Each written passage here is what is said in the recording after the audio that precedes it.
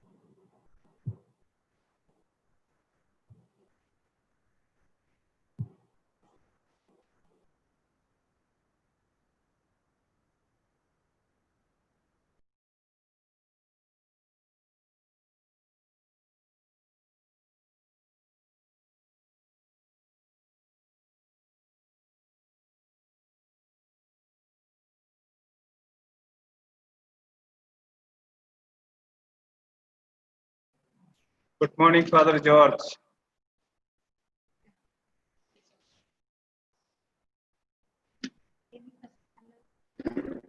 Can you hear me, Father Jose? I just want to try my screen. Yes. Yes, Father. Yeah. Share screen. Good morning. Good morning, Father. Good morning, Sister Betsy. Good morning, Father. Thank you. Yes, I can hear you.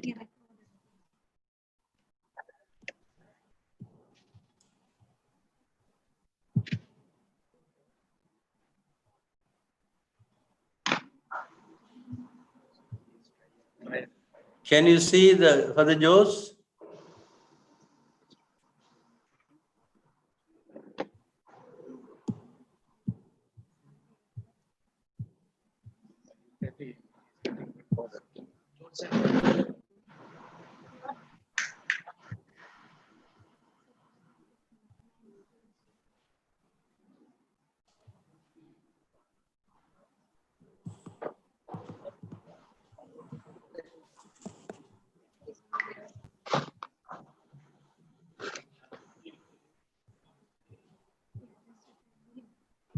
Yes, Father, I can see you, I can hear you. And you could see my screen share also. Yes. I'll try that once again. Let me see. Yep. Share.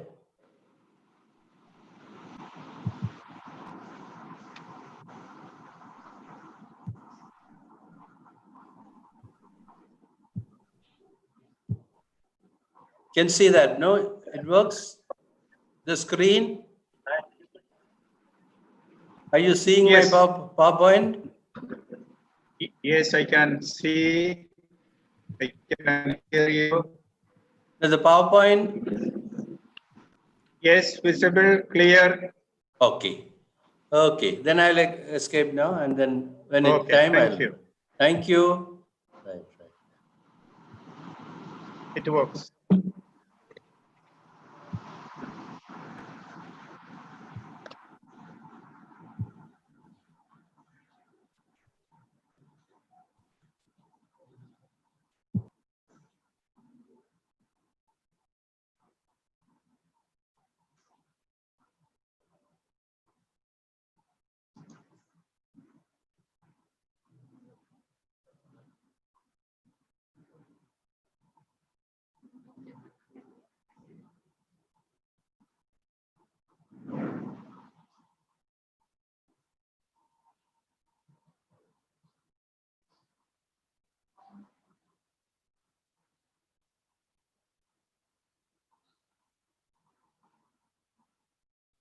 Neoteric.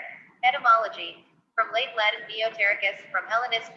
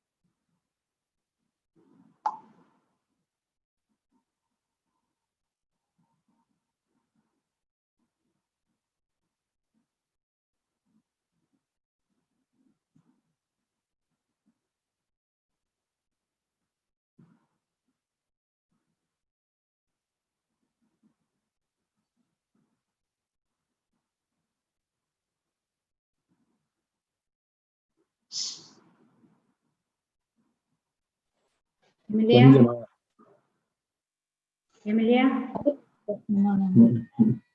Huh?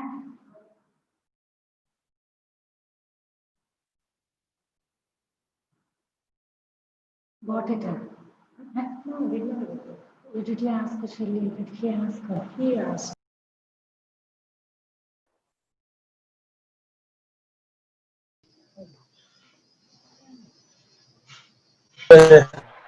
Madam అడిగి madam phone చేసి ఇది cash check ఇచ్చారు amount ఎక్కువ లేదు account లో ఎట్లా madam గారిని అడిగి ఎట్లా చేసేదని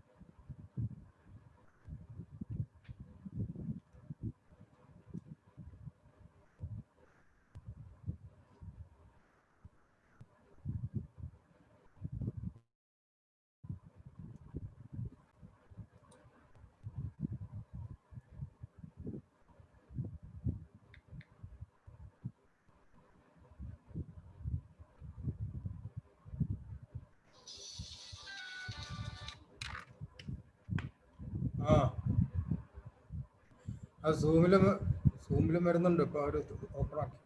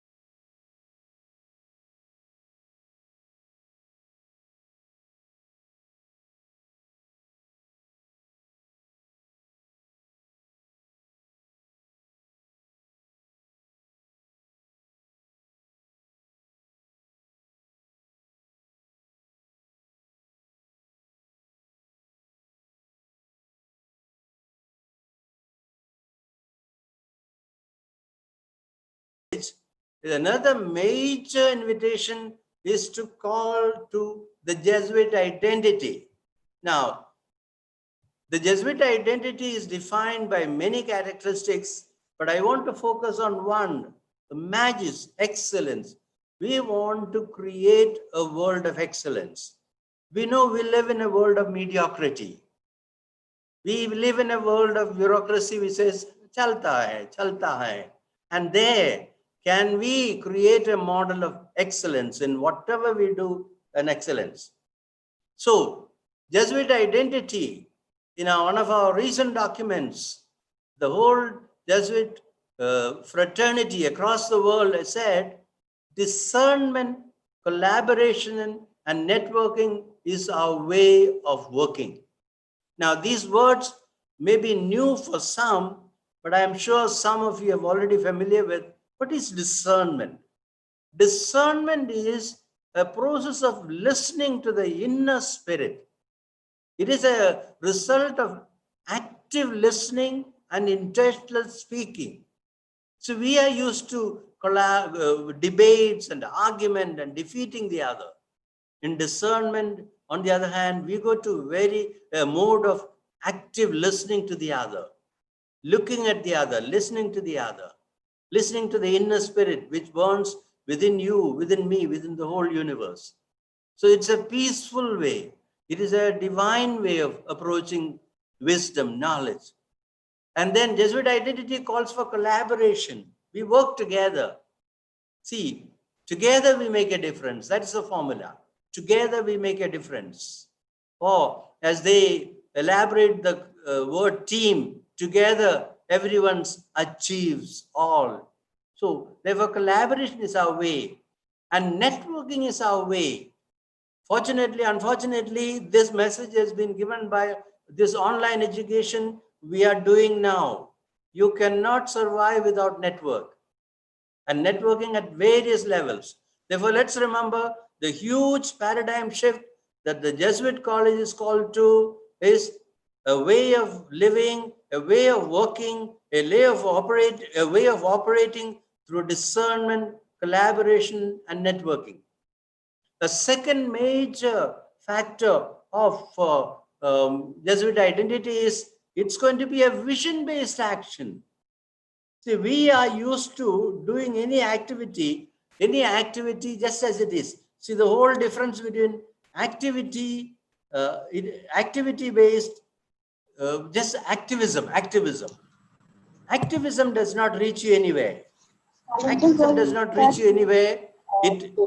Activism has to be supported by a vision. And in this redefining the vision, one of the primary changes, one of the primary invitation from the Society of Jesus is what we call universal apostolic preferences. The Society of Jesus wants you to, every collaborator, every activist in the Jesuit enterprises, to make sure that for the next 10 years, we are going to be guided by these 4 preferences. Hello. What do we mean by preferences? In everything that we do, whatever we do, Okay. these 4 guidelines, the vision is उन्होंने going to आना guide तो us. थोड़ा मेरा charger वाला लेते See, आना तो can you request एक host लैपटॉप का request लाना others to mute their speakers? I can hear others speaking, please. नैका वाला इसमें है Yes, sir. The host is muting the speakers. Please Please request carry them on. to mute them. Yes, sir. Okay, the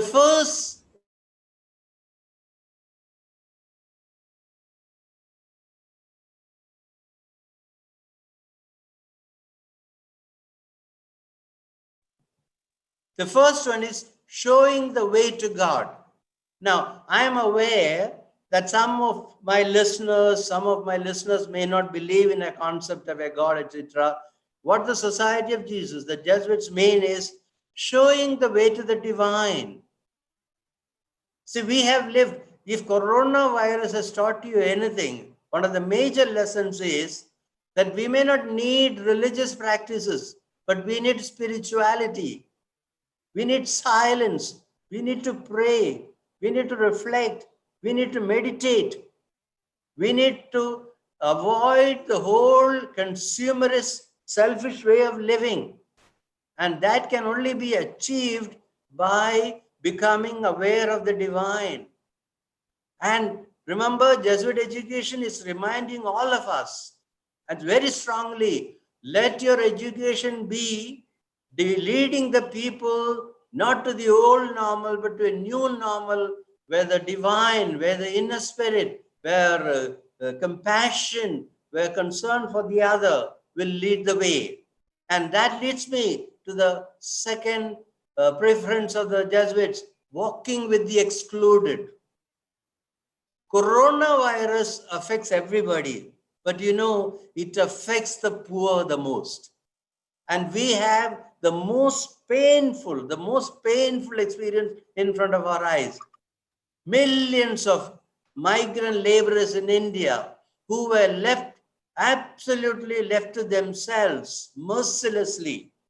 It's $1 million question. A nation like ours, which can land people on the moon or the Mars, was not able to transport, even now not fully able to transport the poor migrants. They are not migrant laborers. They are actually our brothers and sisters who build our cities, who give us food, who clean our homes, who drive us to work. But there was such insensitivity. And Jesuit education reminds us, if you do not walk with the excluded, you are not doing your mission. St. Xavier's will be a genuine Jesuit school with a new paradigm only if they have very concrete ways of walking with the excluded. Therefore, many of you who are listening to me are aware of the University Grants Commission's definition of education, higher education and its components. It needs to have teaching and learning, research and extension. Higher education is only complete when you have teaching and learning, research and publication, and extension work. And what does extension work mean? Reaching your knowledge to the poorest of the poor, walking with the poor. Therefore, the new paradigm shift that higher education of a Jesuit type requires us, invites us, challenges us to walk with the excluded. And the excluded are right there. You just cross the wall, just walk across the wall. It is on the road that you walk. And I hope this new paradigm shift inspires us, invites us. And a third paradigm, a paradigm shift that the Society of Jesus asks all of us, especially the Jesuit educators, is to journey with the youth. Our nation is 50%, more than 50% of our population is the youth. But believe me, they are one of the most neglected.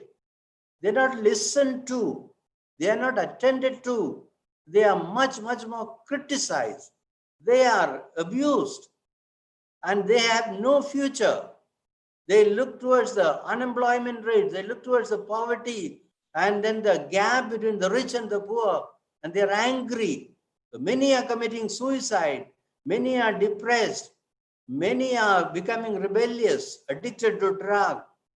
Can we accompany the youth, understand them, listen to them, share their pain, especially in higher education, where we are particularly catering to the youth? The Society of Jesus, the Jesuits ask, the new paradigm shift, we want to journey with youth. That word journey is very important. When you journey with somebody, you walk together. You don't walk pulling somebody along. You walk together. Another concept in the Jesuit parlance is the pilgrims. We are pilgrims on this earth. A pilgrim is traveling together. You share, you reflect, you pray, you work. So therefore, one of the big paradigms for this new post-COVID era of education is to journey with youth, accompany them. And the fourth apostolic preference and the vision statement, the vision dimension that the Jesuits are asking all our institutions, all our collaborators to care for our common home. All of you have seen the social media clippings where all the wild animals are back on the road, and the trolls or the comments are very interesting. You have taken our space.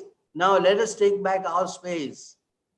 You know, the sky is clearer, the birds are singing clearer because of COVID-19. What does it say? We have neglected our common home, and we continue to neglect our common home. We are with a neo-colonial, neo-imperial kind of mindset, consumerist mindset. We are destroying nature. Even the latest, the controversial decision to open up all the coal mines, people are looking at it with anxiety. We are destroying our nature. Can our education challenge us? Can we argue that we need to take care of our home and home by destroying our common home, meaning our earth? But if you destroy the earth, we have nothing to live for. We have nothing to live by. I'm very fond of this quotation made popular by Pope Francis.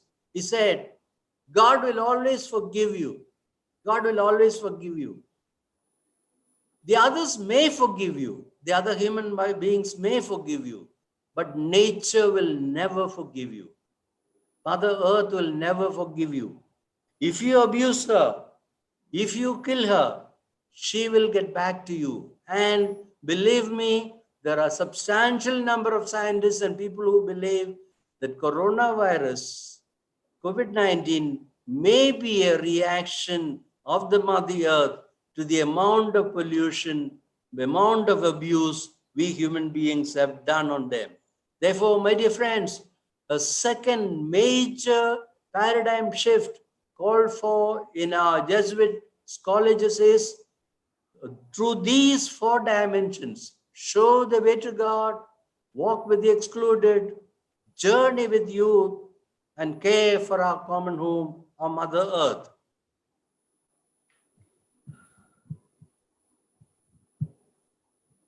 Now, I want to conclude with two quotations that I have come across. One is from John F. Kennedy. He says, when written in Chinese, the word crisis is composed of 2 characters. One represents danger and the other represents opportunity. Coronavirus, COVID-19, it's a huge crisis, unprecedented in this whole century. After a whole century, maybe after the Spanish flu, this is the biggest crisis. Now, it gives us a huge danger, but remember, there's an opportunity hidden in that. And the final quotation I want to share with you is, when faced with a radical crisis, when the old way of being in the world, of interacting with each other and with the realm of nature doesn't work anymore, when survival is threatened by seemingly insurmountable problems, an individual life form or a species will either die or become extinct or rise above the limitations of its condition through an evolutionary leap. My dear brothers and sisters, my dear friends, the paradigm shift that we are called to is to rise above the limitations imposed by this virus through an evolutionary leap. I have just tried to indicate to you just few dimensions, just 2 dimensions of online teaching and then the Jesuit identity of reframing our education. My request to you and my prayer for you, my friends, is take this paradigm shift and be ready for an evolutionary leap. Be ready to be innovative. Be ready to be daring. And as Jesuits call, be ready for apostolic aggressivity. Once again, thank you, my dear friends, and congratulations for this exercise that you have done. Over to you, the chairman, for questions and answers. Thank you.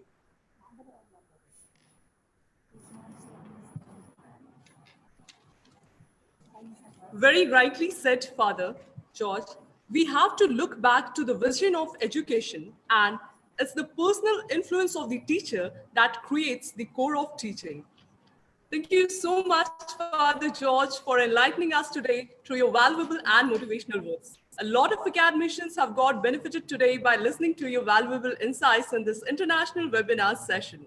A heartfelt thanks to you, Father George. Thank Now, you. hereupon, I'd like to invite Ima ma'am for introducing our next most awaited resource person for today. Please, ma'am, over to you.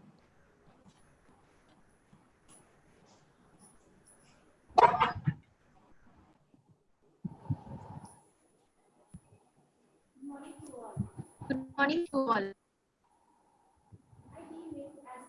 I deem it as privilege to introduce the eminent personality and most awaited resource person of this session, Dr. Vibha Pandey, the Deputy Director, RUSA, Department of Higher Technical Education, Skills and Development, Government of Jharkhand, a gold medalist from Vinoba Bhave University, Hazaribagh, during her post-graduation in the year of 2001. She has done her PhD in botany from Delhi University in the year 2009. She is also NET and GATE qualified. She has rendered her service in Nilambar Pitambar University as nodal officer. She has also rendered her services at YSNM College in Mendani Nagar, Palamu as Bursar IQAC coordinator, assistant coordinator, NAC committee, nodal officer, RUSA Equity, CHEL, members of several committees in the college. She has published 7 research papers in high impact factor and UGC approved journals. Now, hereupon, I would like to invite our next most awaited resource person of today, Honorable Dr. Vibha Pandey, to kindly come in the spotlight and present her insight for today's session. Please, ma'am, over to Dr. Vibha Pandey. Thank you. Thank you. Thank you for the wonderful introduction. Are you able to hear me?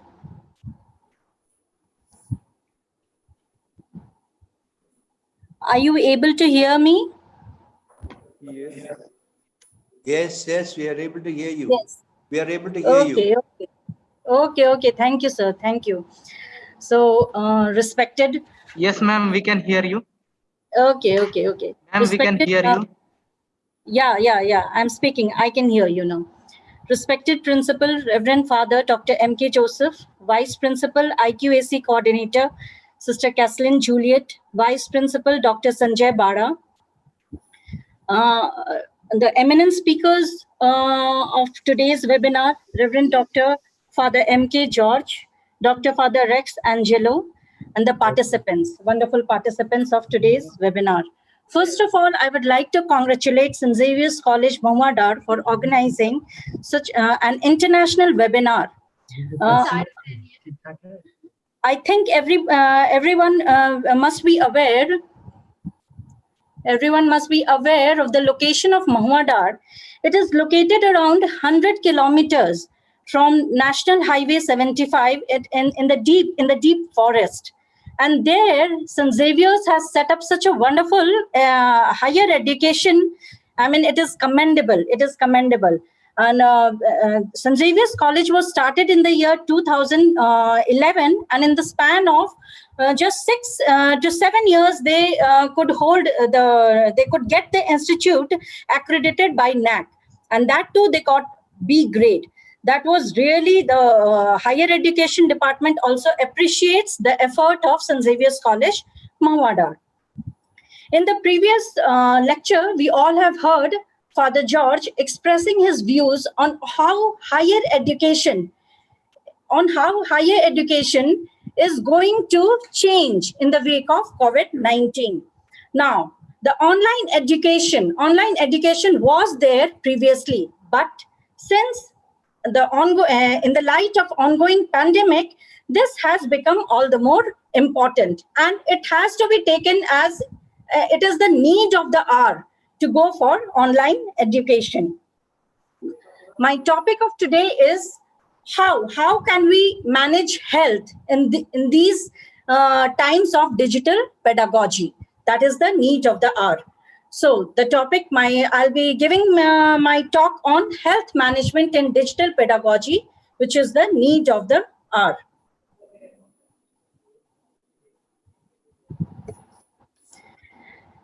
One thing which we have to be very clear about is that digitization is not something very new. It has found its way, it has been there since earlier times. It was there, but then not at the rate which we have adopted it as of now. In earlier times also, it has played a very important role in almost all spheres of our lives.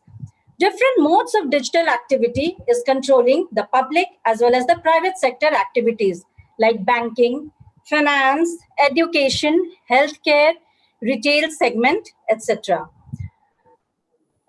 The individuals, the human beings are also very much, they are very much busy on social media.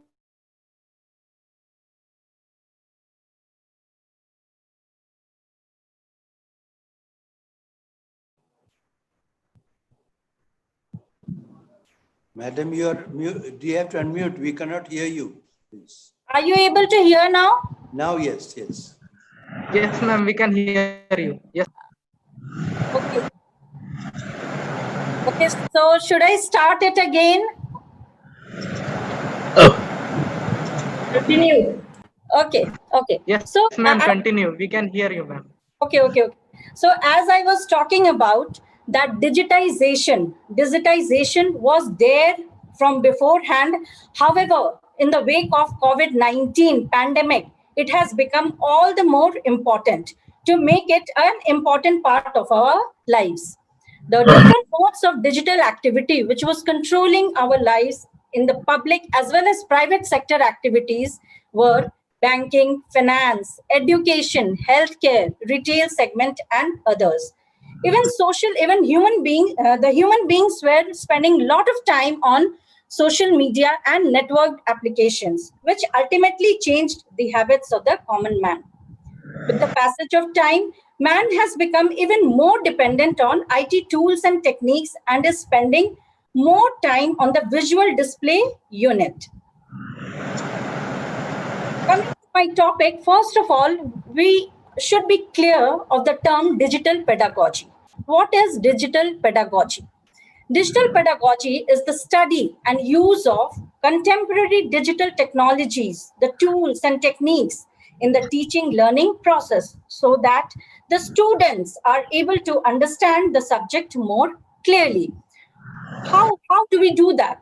We can, there are different modes of teaching it, and they are like, we use PowerPoint presentations, videos, animations, 3D structures, like we display of molecular structures, the scanned documents, etc. In earlier times, years ago, it was adopted as a tool to facilitate the teaching learning process. However, in the current scenario, it has become an ultimate necessity. In fact, now we are wholly and solely dependent on this online mode of learning because we are not able to interact physically with each other. We have to remain at a distance. We have to follow the norms of the social distancing in the wake of COVID-19. Even children, even the school children, they are not able to attend the school, the colleges, all such institutions, all the education institutions are closed. And online education, the digital pedagogy tool serves as the only mode of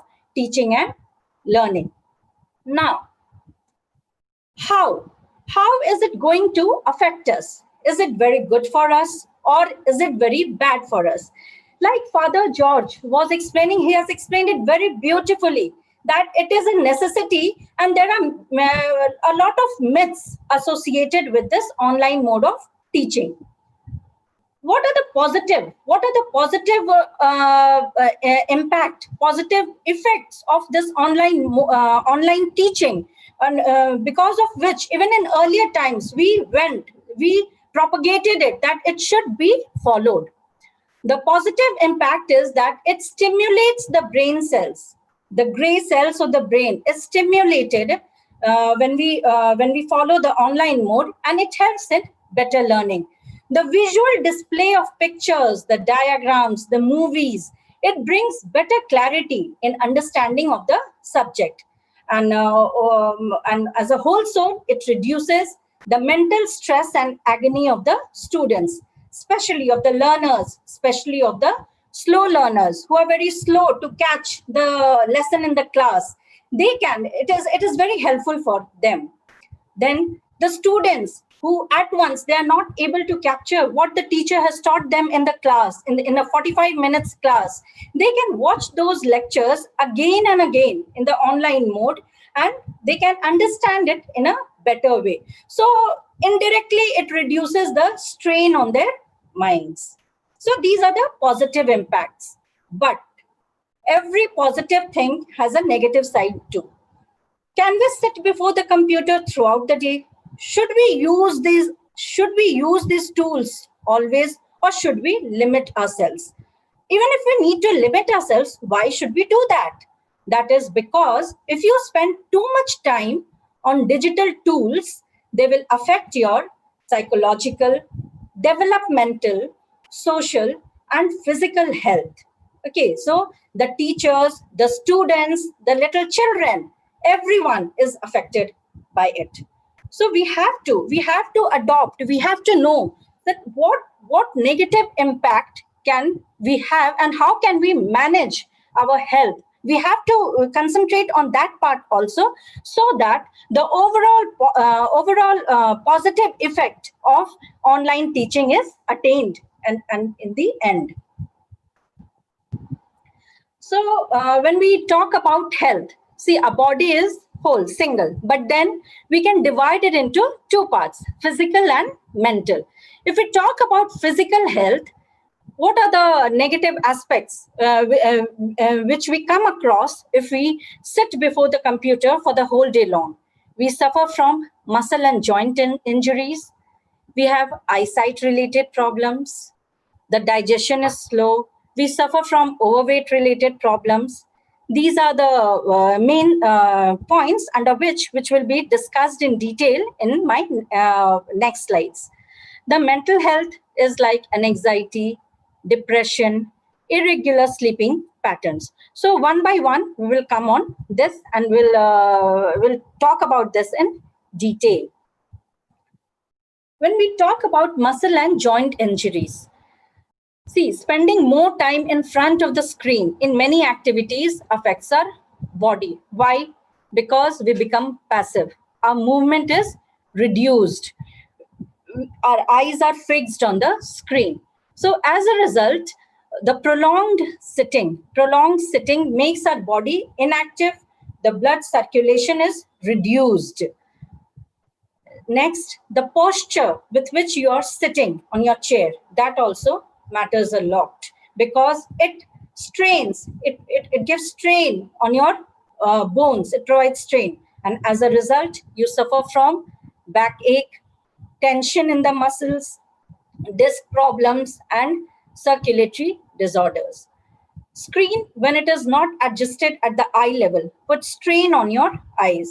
And just to see the things clearly, you keep on tilting your head up and down, and that exerts extra pressure on your neck muscles. So you have to be very careful that you have to sit in a very relaxed way, and you have to apply the signs when you are sitting.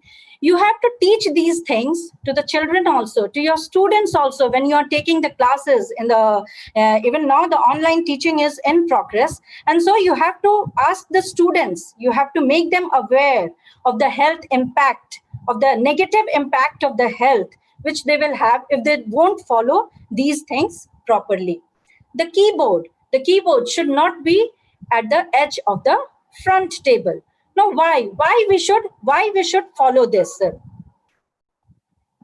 What are the preventive measures? What are the preventive measures we can adopt to reduce these stress and to prevent the muscle and the joint injuries? Because sitting in the for long hours, ultimately, it is a very slow process, but then ultimately it results into spondylitis and related problems. So first of all, what is important is you should have well-designed chairs which can provide, which in which you are able to adjust the height of the seat, the depth. It should have proper armrest, backrest, etc. A flexible backrest and a flexible seat incline. It helps to adapt to the movements and support dynamic sitting, so that even if you sit for long hours and do your work, you are able to change your position easily without affecting the physical aspects of your body. The kneeling chair, it provides variety of healthy posture, but it can become too strenuous in the long run. So you have to be careful about that. Now, these are when you have that facility of having such chairs. When we are talking about students who are there of remote locations, who probably if they don't have such chairs, so what can we advise? What can we give them?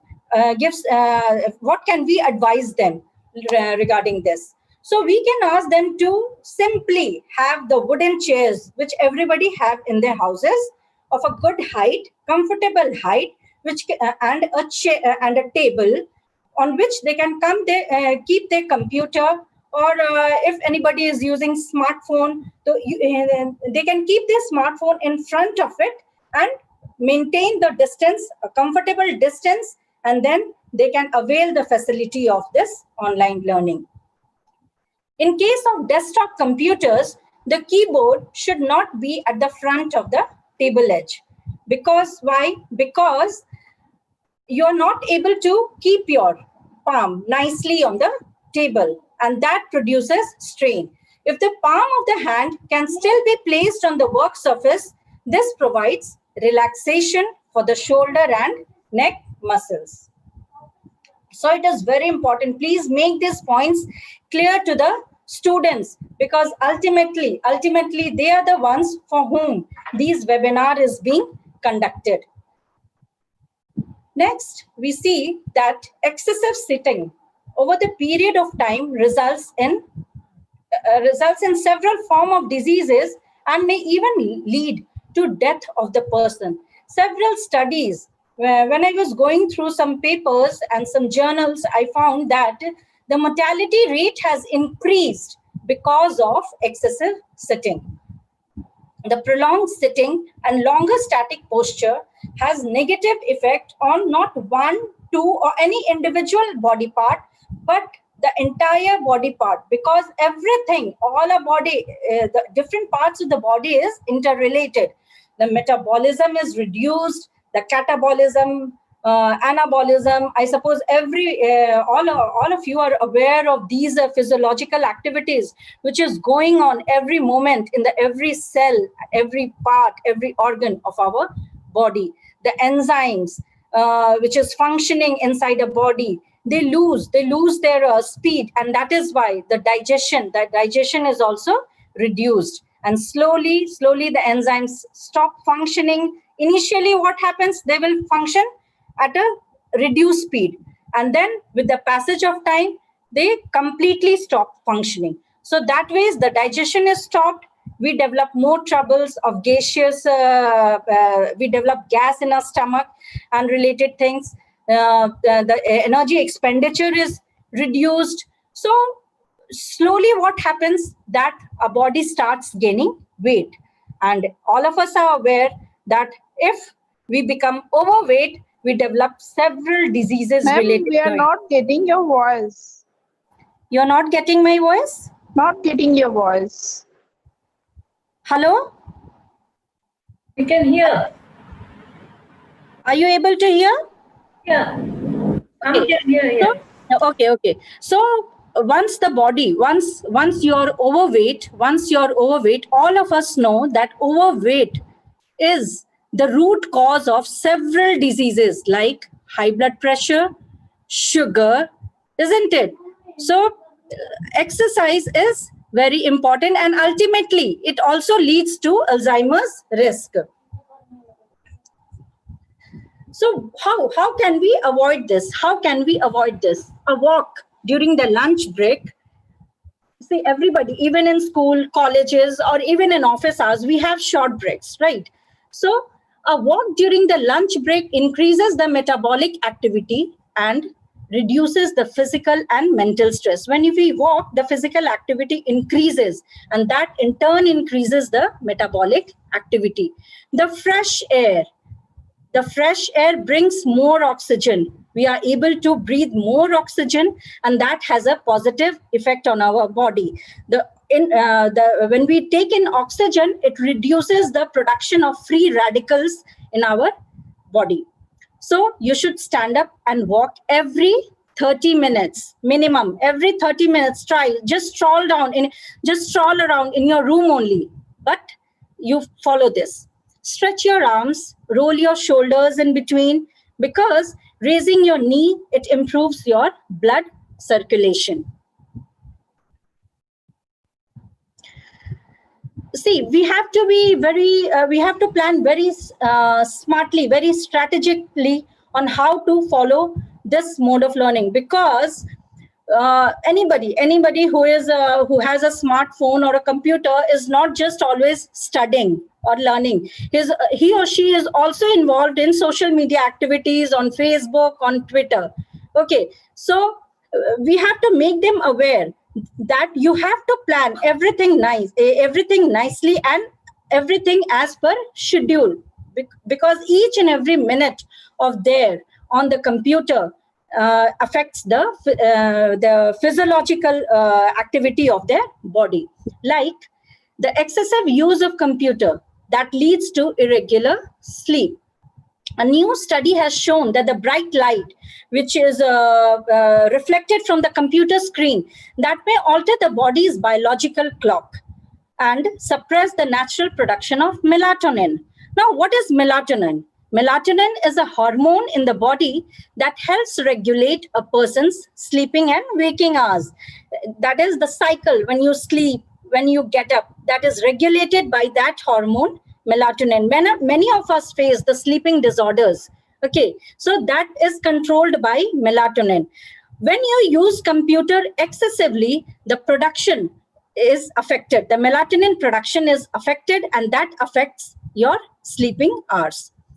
In one of the recent published paper of Journal of Applied Physiology, the researchers, they tried to test the effects of computer use at night on melatonin production, as well as they kept other factors also in account, like body temperature and heart rate, which is known to drop during sleep. But when you remain awake for longer hours, that was found to increase.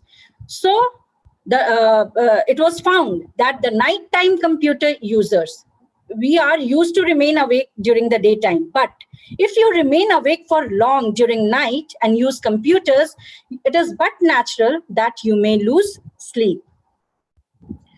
Now, how to prevent this? That is what I was talking about, that one should set a time limit on how many hours must be spent in front of the systems per day and at one stretch.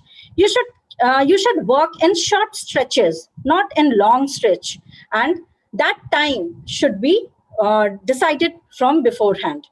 The computer users who are facing sleep-related problems may take some sleep-inducing foods like almonds, dark chocolates, bananas, or food rich in carbohydrates. The Ayurveda has also recommended that if you drink warm milk before going to bed, that may induce sound sleep. Just excuse me.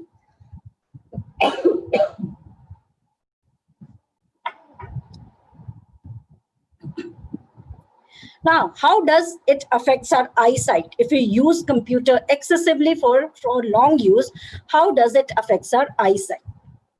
Humans are not built to stare at the specific type of blue light from computer screens naturally. And being exposed to this light for countless hours each day surely but slowly hurts our eyes. The glare and contrast from these screens, everything adds more stress on our eyes.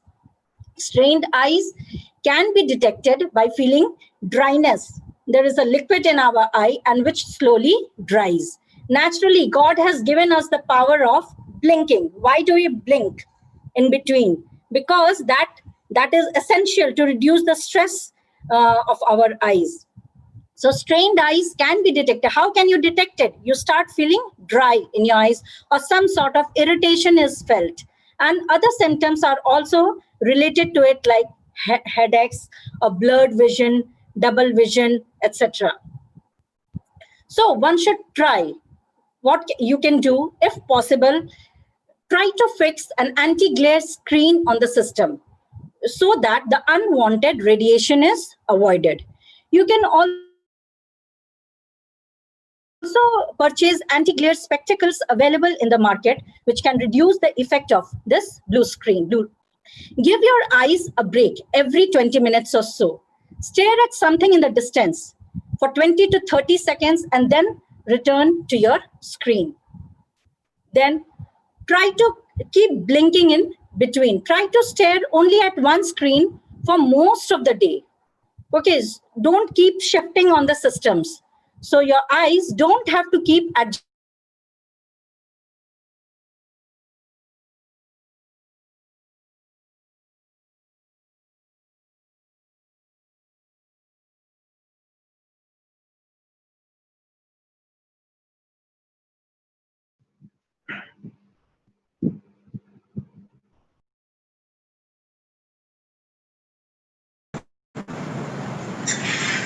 Excuse me, ma'am. Sorry to interrupt. Ma'am, your video and audio has stopped. Okay, ma'am.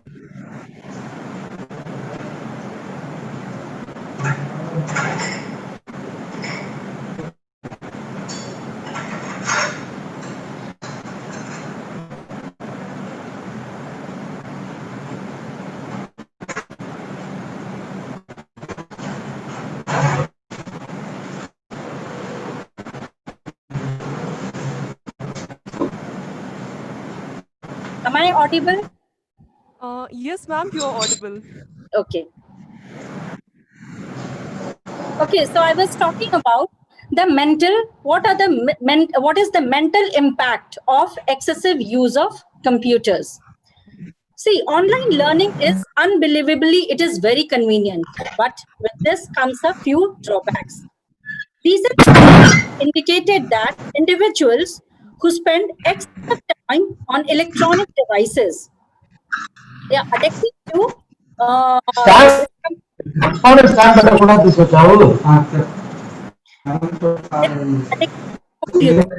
they're able to draw themselves away from their smartphones or other devices of internet. Now, this can lead to social isolation. You are there in one corner of your room, sitting alone, and is busy over the social media, like Facebook, Twitter, etc. And that ultimately results in depression. As Father George was telling in his speech, that it is very, very important to have a smile on your face, interact with everybody, because that brings smile on your face. Okay, interaction reduces lot of stress, and that lot of stress, and that brings happiness to you. So it is very important.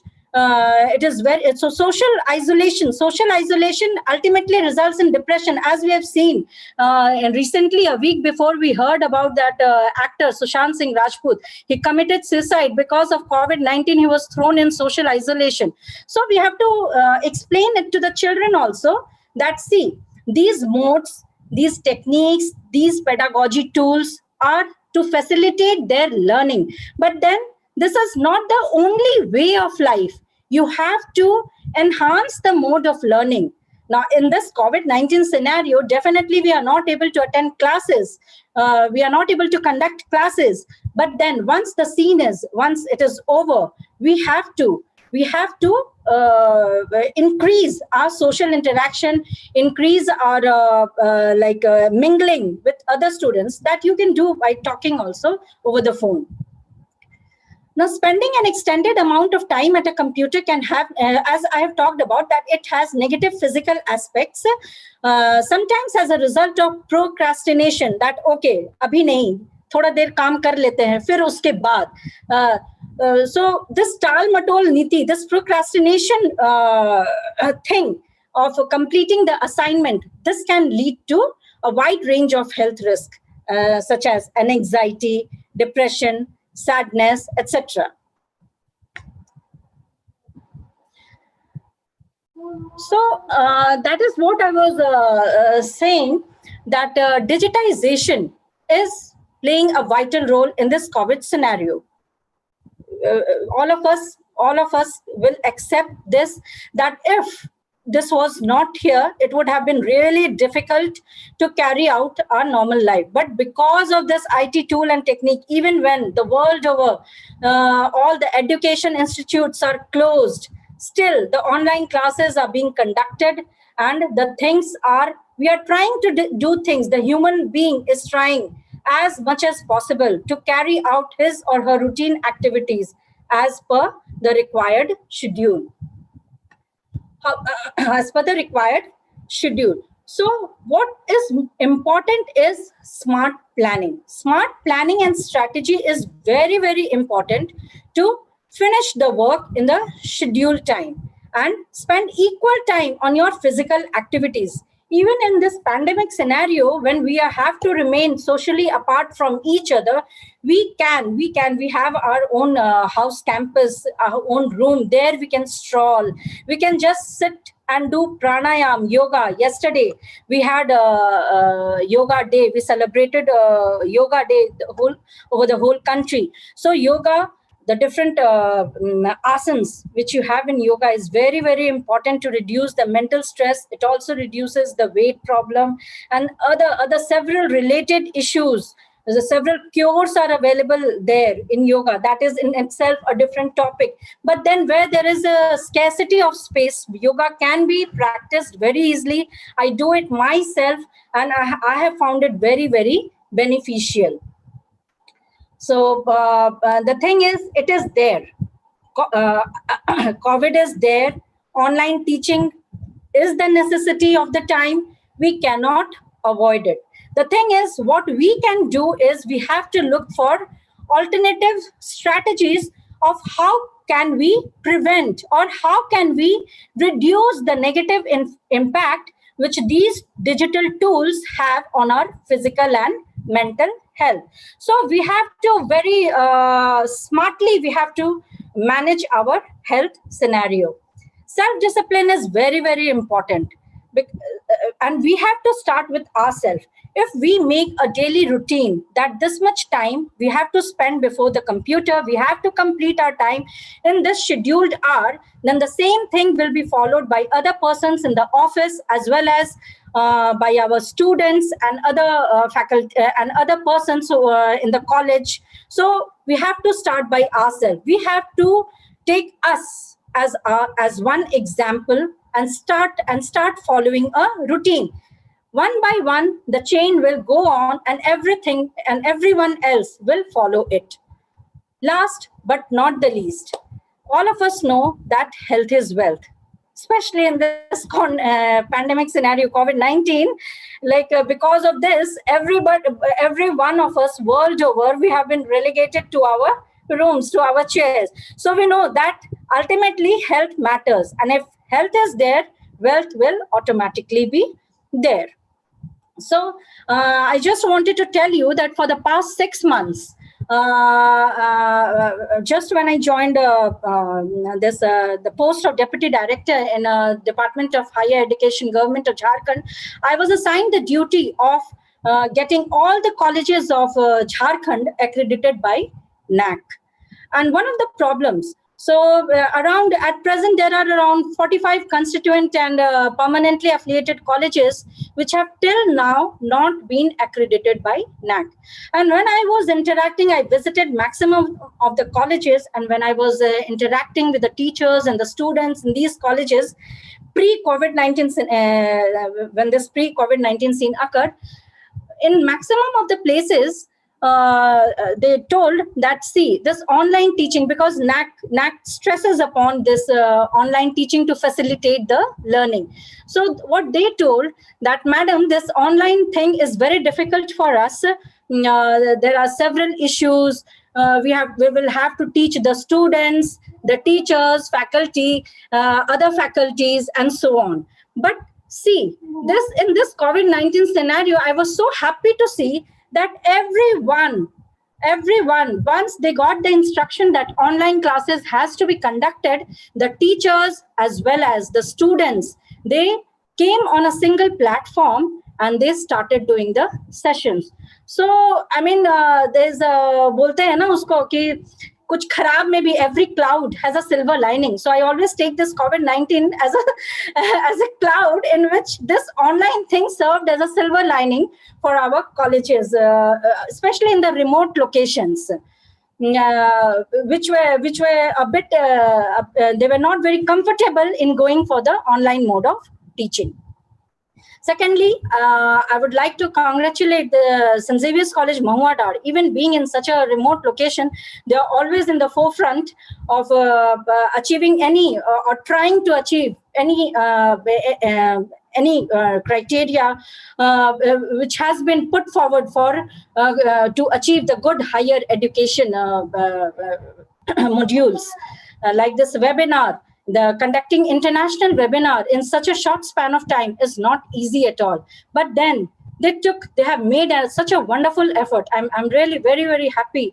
They are trying to serve as a role model, and not just Nilambar Pitambar University, but all over Jharkhand, to colleges for all over Jharkhand. And I'm seeing that participants from other parts of India also are connected. They have come on this platform to hear this webinar, to hear the resource persons in this webinar. That is absolutely, absolutely fantastic. And that speaks volumes about the success of this webinar. Any questions? I'm ready to answer if there are any questions. Thank you.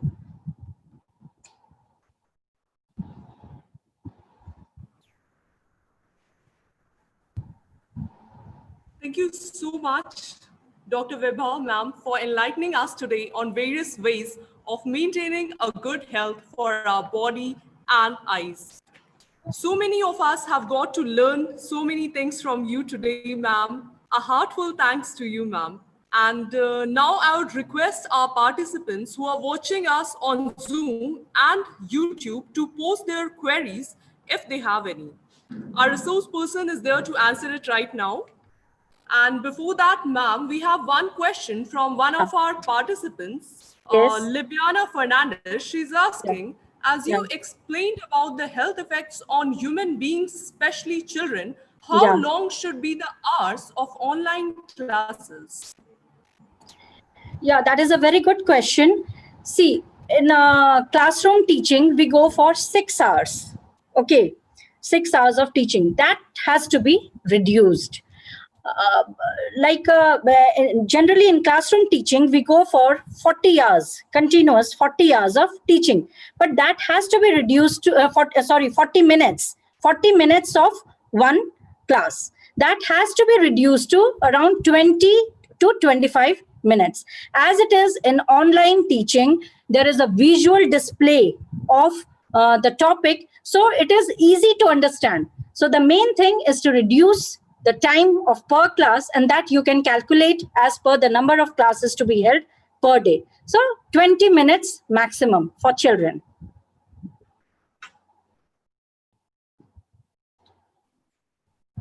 Thank you so much, ma'am, for answering the queries of our participants over here. Now, Thanks a lot.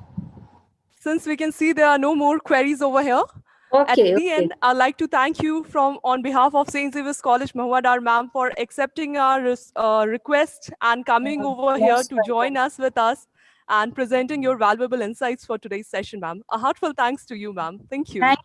Thank you. Most welcome. Now, hereupon, I'd like to invite Professor George, for inviting our next most awaited resource person for today. Please, sir, over to you.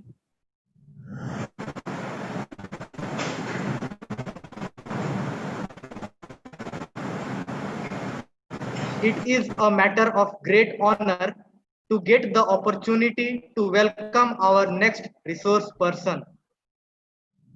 Our next resource person is Dr. Father Rex Angelo, Director, Loyola ELT Research Center, Andhra Loyola College, Vijayawada, Andhra Pradesh.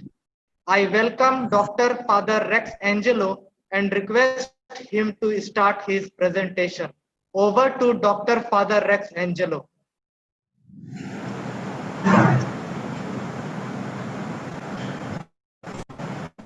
Good afternoon to all of you. Am I audible? Yes, sir, you are audible and you are clearly visible. Okay. Dear Reverend Fathers and ladies and gentlemen, I deem it a great honor to address you after listening to two eminent lectures. They were very insightful and very useful information they have given to us. My topic is rethinking pedagogy for the new normal. Once somebody went to an eye specialist with a peculiar complaint. I see everything double. Then doctor said it is a problem of lack of coordination between two eyes. The patient complained that I see two tables, two fans, two lights, etc. Then he said it is a lack of coordination between two eyes. So kindly sit, I will check. Then the patient replied, on which chair? Obviously, the patient has seen two chairs, he was confused. I begin with this very simple incident to say that our perspective is very important. It is our perspective that fixes our goal, our way of procedure, etc. Madam as well as Father M.K. George have given enough inputs for us. So I would like to continue with whatever has been said. Please allow me to share my screen, please. Is my screen visible? Yes, sir. I guess you are allowed to share your screen. 1 second. Yeah. Yes, Father. There's an option for share screen. You can share your screen and present your PPT, Father.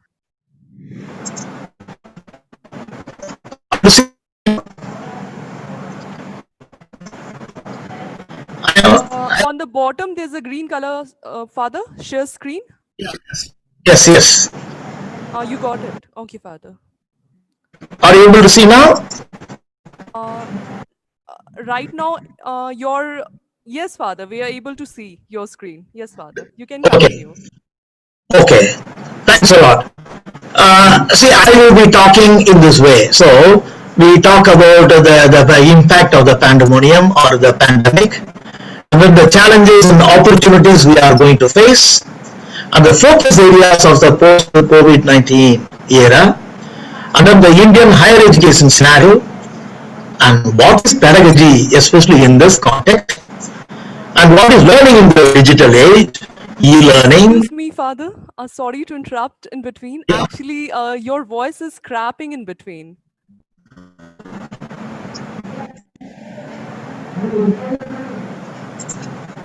Now can you hear? Yes, Father, you're audible. Okay, wonderful. Thank you. Okay, continue. Father Rex, okay. Cutting your video might improve it. Cutting your video might improve it. And up around the top. Otherwise, it's breaking up. Okay. So, now you know that we have a big problem about the pandemic, and then you know the entire weight of all the COVID-19 viruses put together is less than 1 gram. Can you imagine virus less than 1 gram has multiplied itself and done so many tests, and so the entire world is lost now. That is a grave situation we are faced with.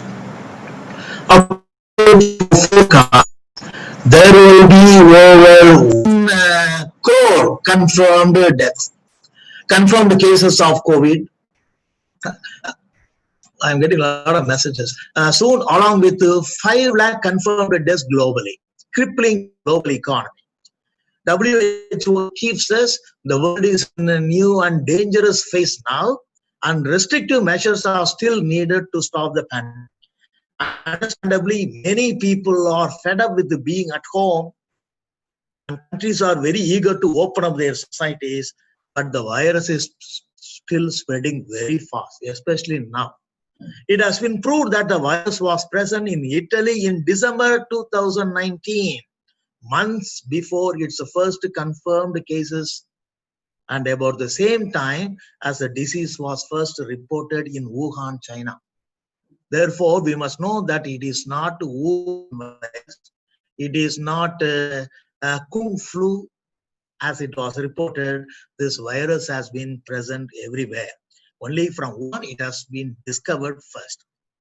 Dr. Soumya Swaminathan, chief scientist at WHO, is optimistic that the world will have a vaccine for COVID-19 by the early next year.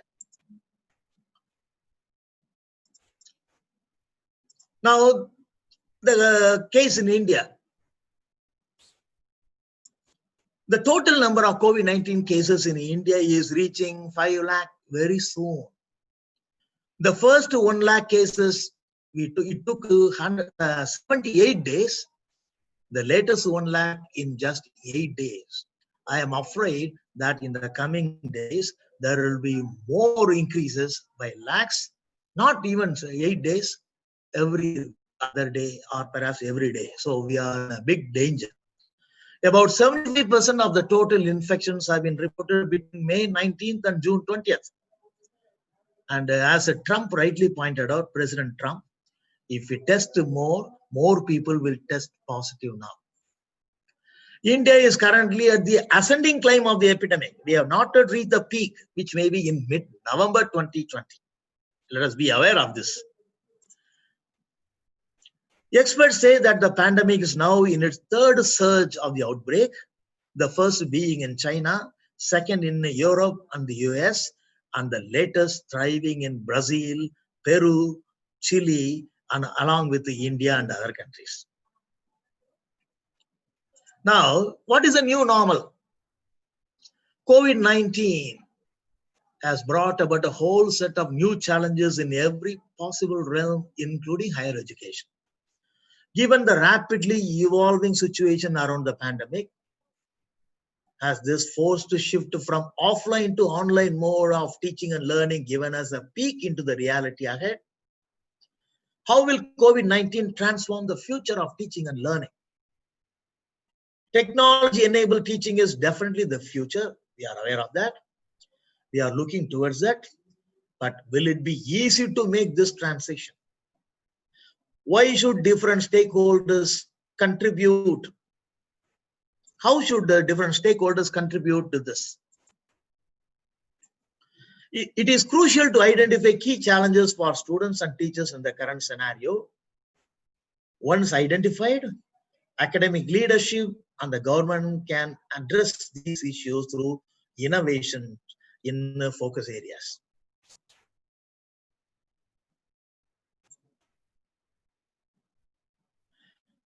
Now,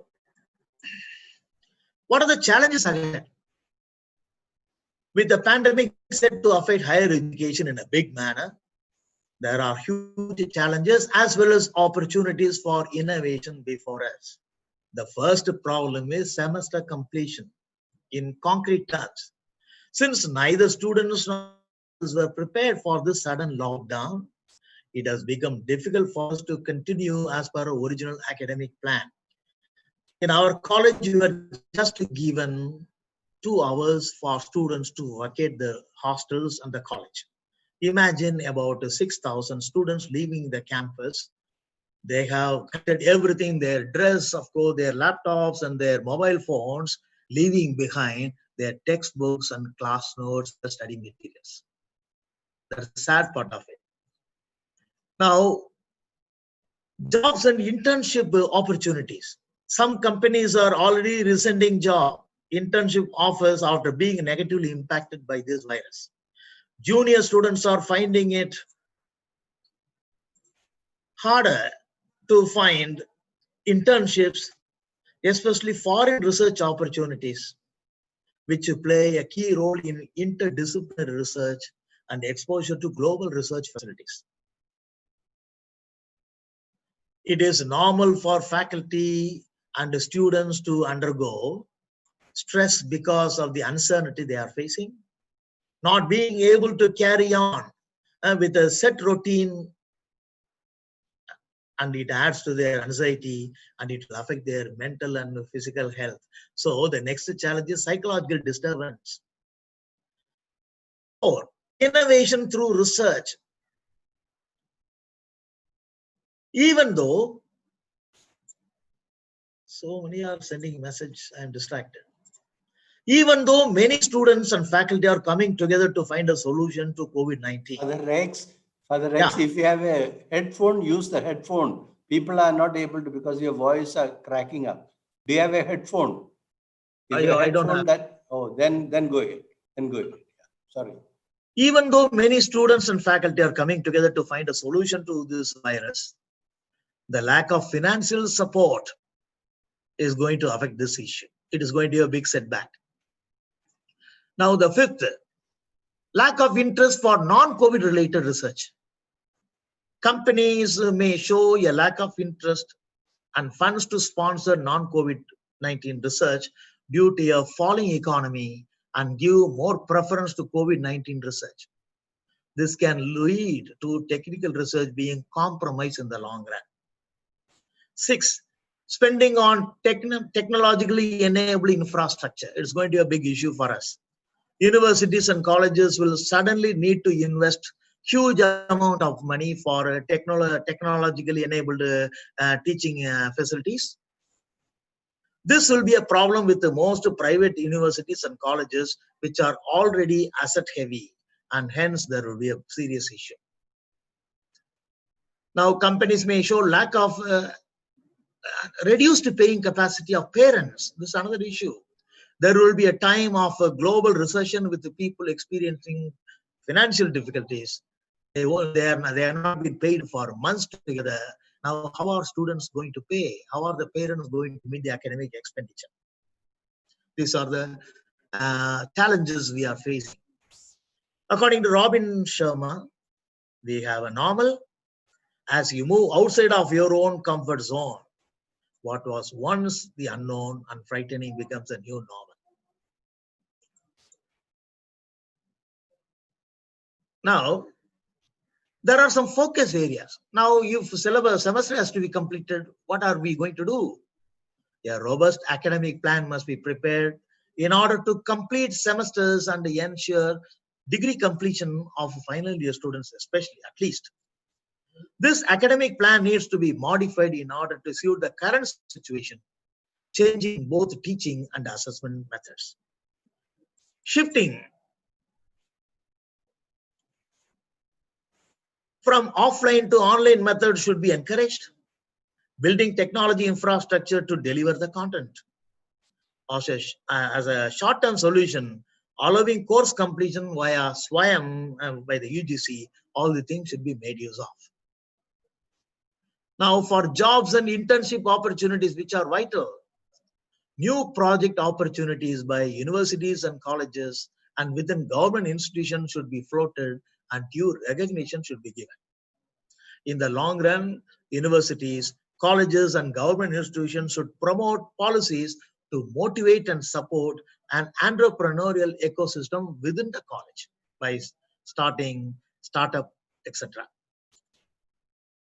These institutions must set up more innovation and incubation centers. Grants should be arranged for these type of things. Now, there are psychological disturbances. I met one brother, Aro Keraj from Hazaribagh. He looks different now because he's tired of taking rest.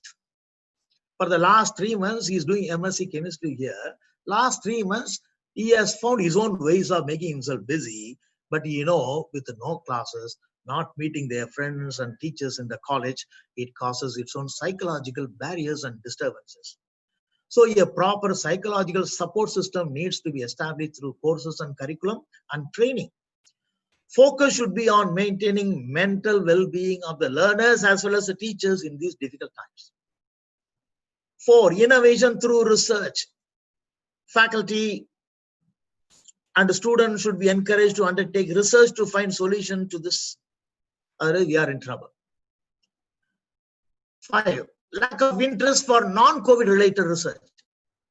A policy needs to be in place to ensure proper financial support for all kinds of research, whether COVID-19 related or not. The proposed National Research Foundation will address the challenges mentioned above, and it is imperative that it is set up at the earliest. 6. Spending on tech-enabled infrastructure. It's a big issue for us. Private universities should come up with the innovative solutions and use open resources for digital transformation and to build their technologically enabled infrastructure.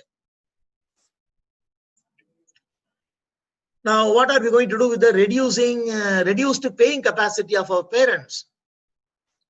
New avenues for scholarships and loans should be opened, enabling students to complete their higher education, get placed and repay the loan taken.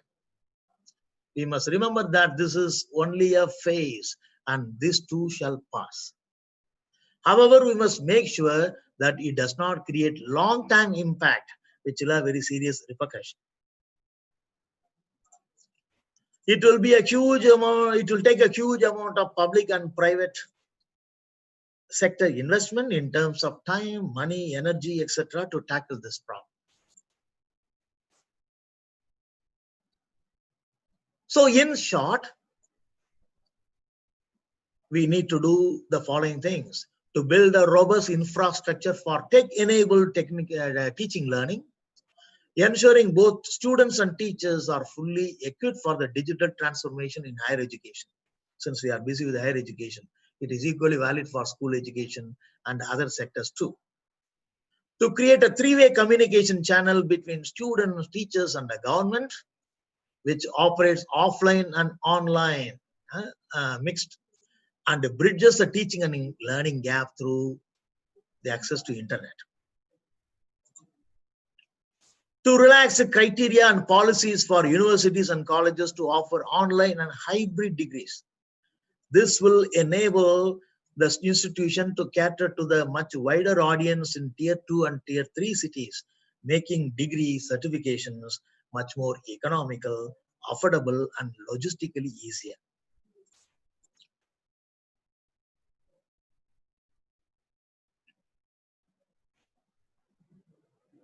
To boost counselor teacher capacity to provide psychological support within institutions, catering to the growing mental health of our students, staff, teachers should be trained to understand their students' mental health needs. To build and maintain, fund the entrepreneurial ecosystems in colleges, universities, leading to job creation in the short run and boosting the economy in future. To increase upper cap over financial support for biotech research projects to ensure that there is no constraint for students and the students. Yeah. Now, coming to the higher education scenario, how high is our higher education system in India? You will see now.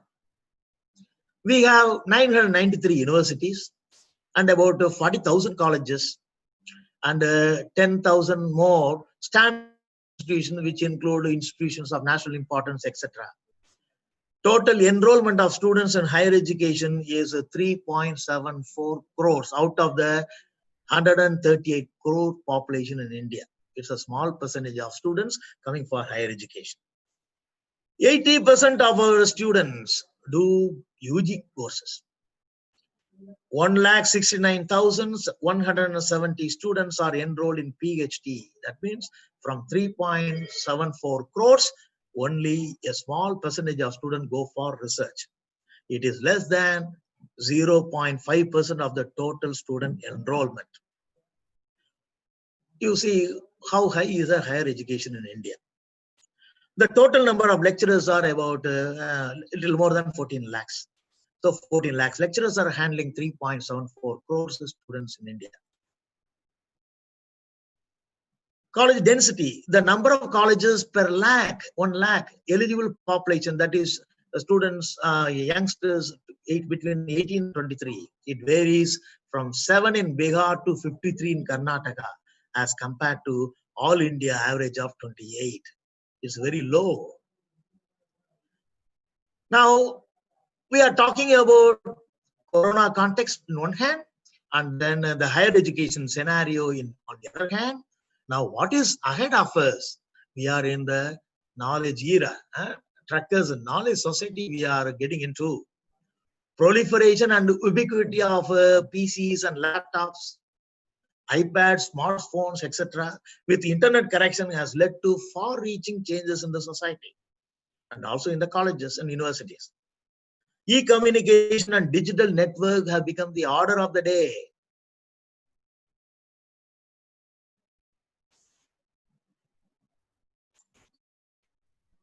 There is a tremendous need and opportunity for gaining new knowledge. By the measure of today's society, a knowledge worker is equivalent to an executive in a big private sector. Now, the digital age, according to Manuel Castells, a period in which the movement of information through networks would overtake the circulation of goods as the primary source of value in the society. So this is where we are.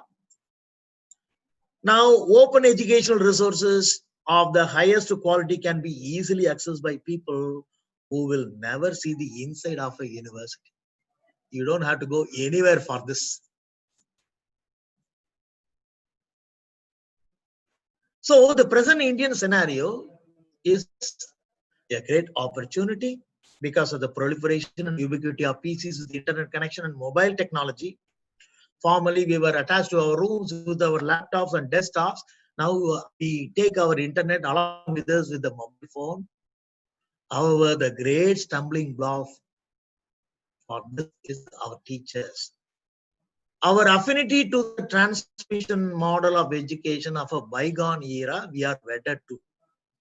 Unlike professionals from other sectors like tourism and engineering, medicine, and so many other fields, where they have opted for on a rapid scale, fraternity are dead slow to respond to this crying need of the hour. I am very sorry to say, even in a A+ college like ours, we have some lecturers who do not even have email ID. They don't want to go for their blogs. So that's the situation.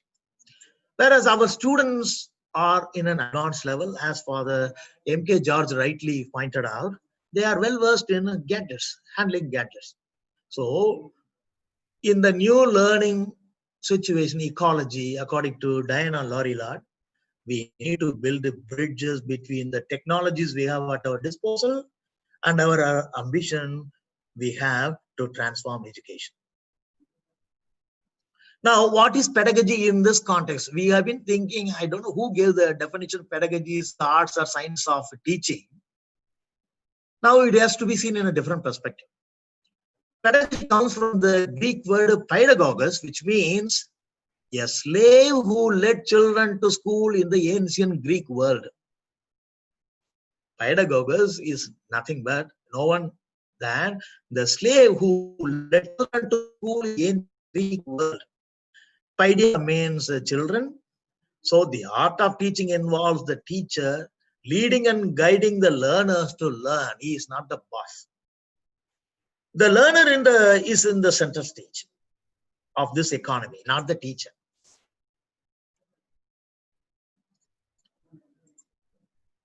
Teaching and learning need not be in tension or opposite each other.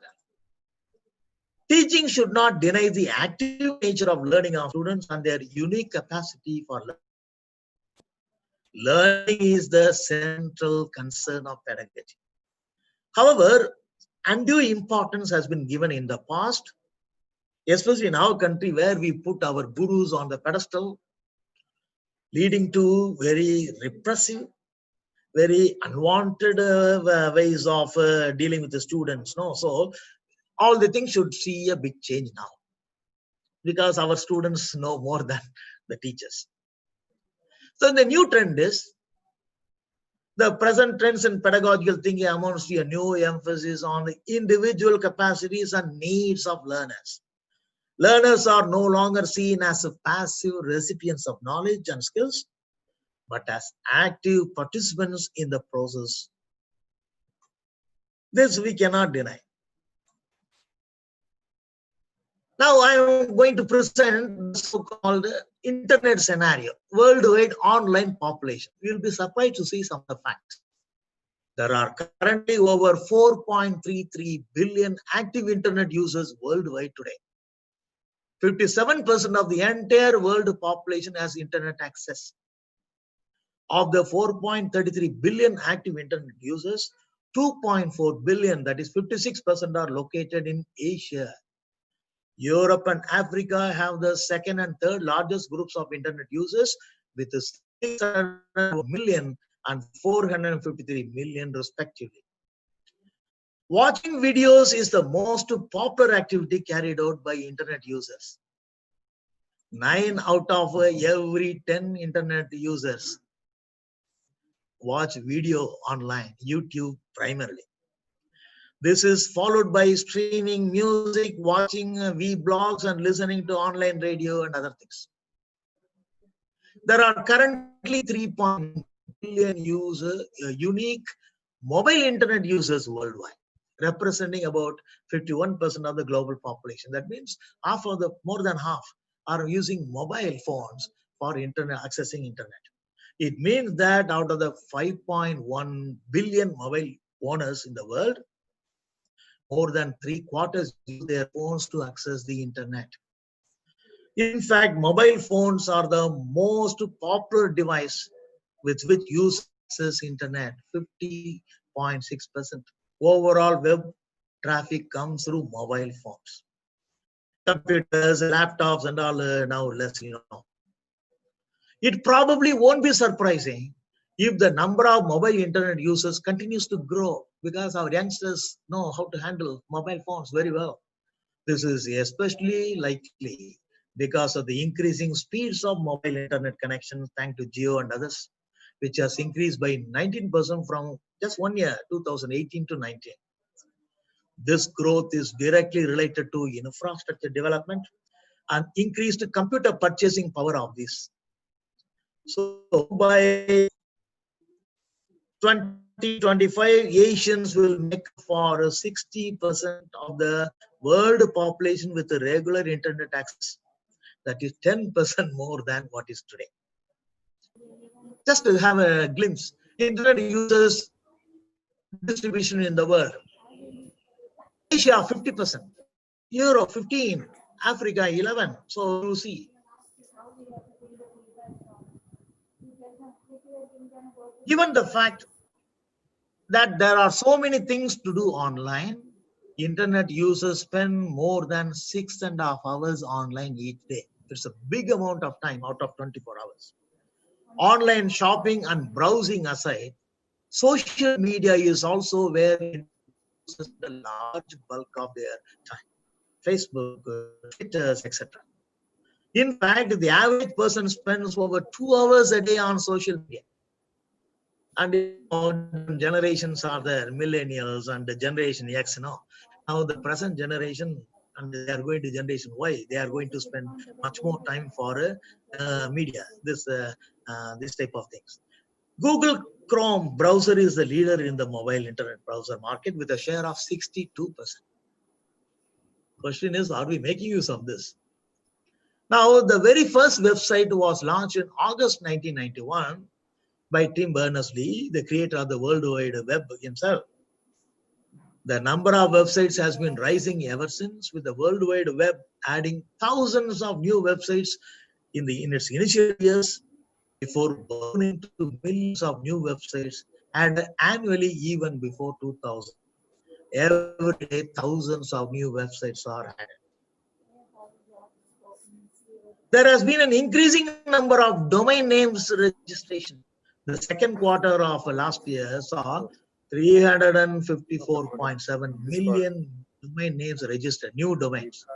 Domain names ending with the .com, .net are providing to be particularly popular, making 142.5 million, that is 40% of all registration.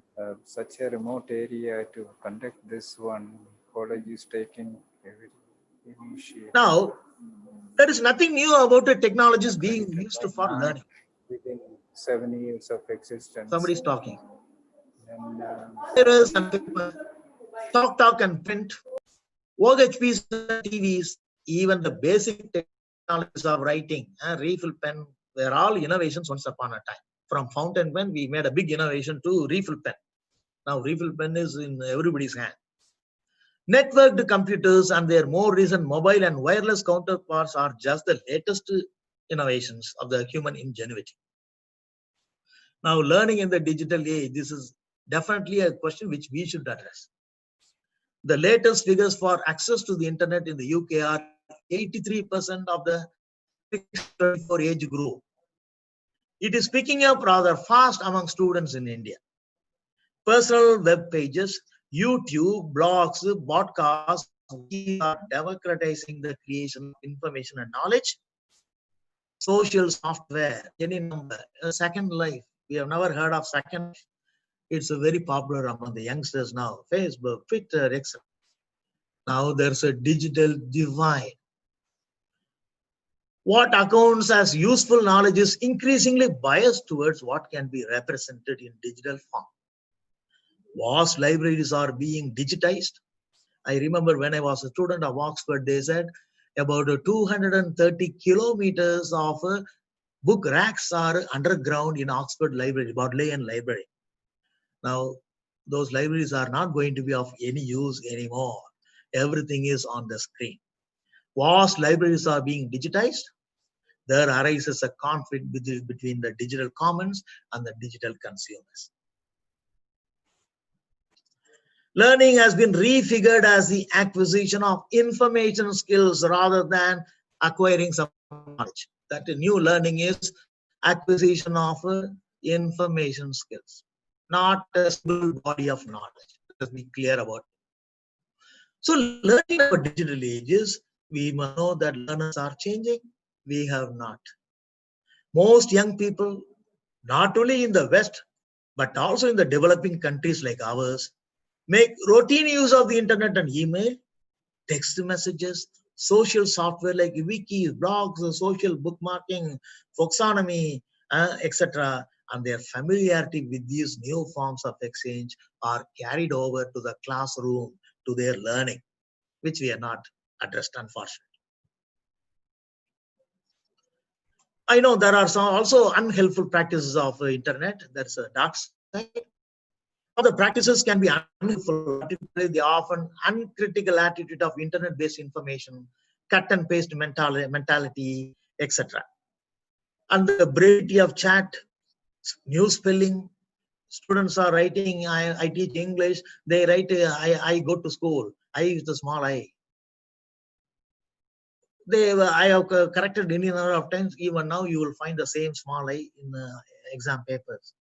Whether we should insist on capital I or whether we compromise according to their taste, we have to see. So we teachers should respond critically as well as creatively to these challenges. We cannot go on insisting on what I have learned in the last century, in fact, last millennium, because our students belong to another century and in fact, another millennium. So what is e-learning now? E-learning is a general term used for a form of learning in which the instructor and the student are separated by space or time, and the gap between the two is bridged through the use of online technologies. E-learning is defined as a planned teaching or learning experience that uses a wide spectrum of technologies available thanks to the internet. Lately, in most universities in the West and a few in India, e-learning is becoming popular. Slowly, face-to-face teaching will fade. I foresee COVID-19 has brought us, or we find ourselves in a new situation where we are forced to use this. I am sure we are going for blended learning, which we will see soon.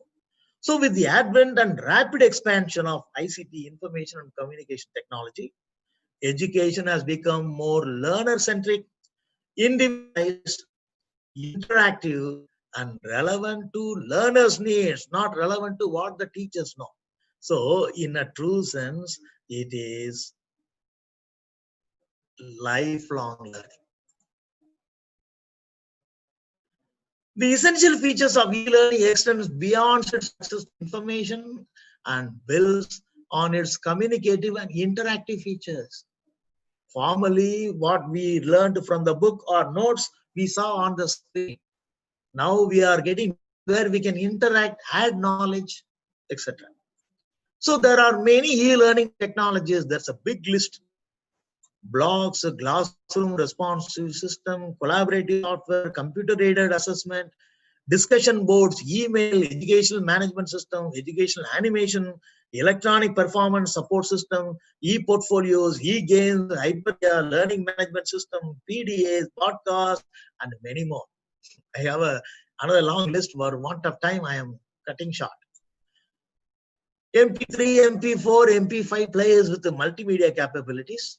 Multimedia, DVD, CD-ROMs, screencast. We have now the latest is, we have virtual classroom environment, classroom, Google Classrooms, G Suite, and LMS, etc. So many are going to come on the way.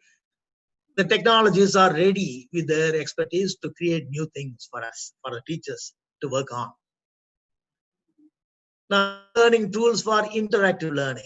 These are several things available for interactive. We have Whatfix, Adaptivity.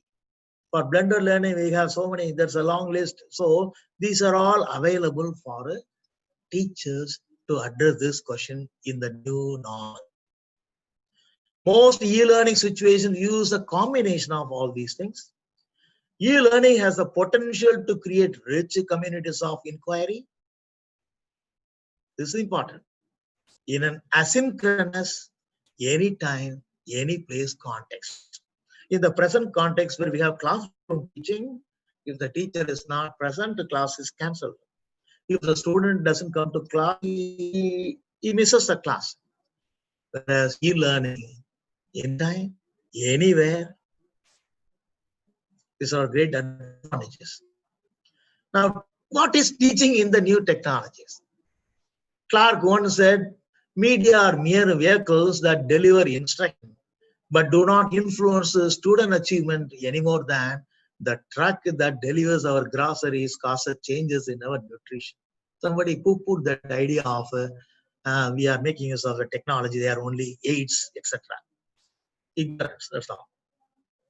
It makes no sense for academia to continue with the traditional learning, significantly at the odds with the technologies that are currently altering our lives.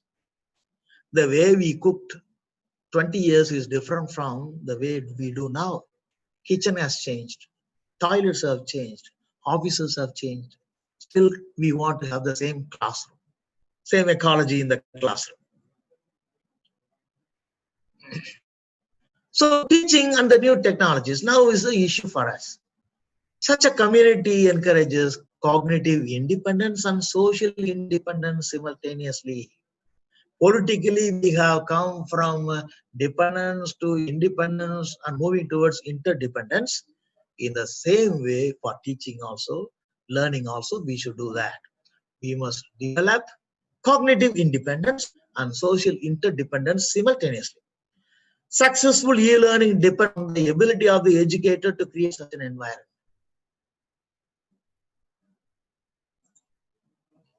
The term now, we are still busy with e-learning, whereas the West have gone for e-learning 2.0. They have gone one step ahead with more interactive features. The term e-learning 2.0 is used to refer to new ways of thinking about e-learning inspired by the emergent Web 2.0. What is that? Conventional e-learning systems were based on instructional packages which were delivered in textbook. You look at the screen and learn. But 2.0 talks about interaction, because we know whether it is language or anything, it's through interaction we learn. So students' role consisted in learning from the reading and preparing assignments, etc. for evaluation.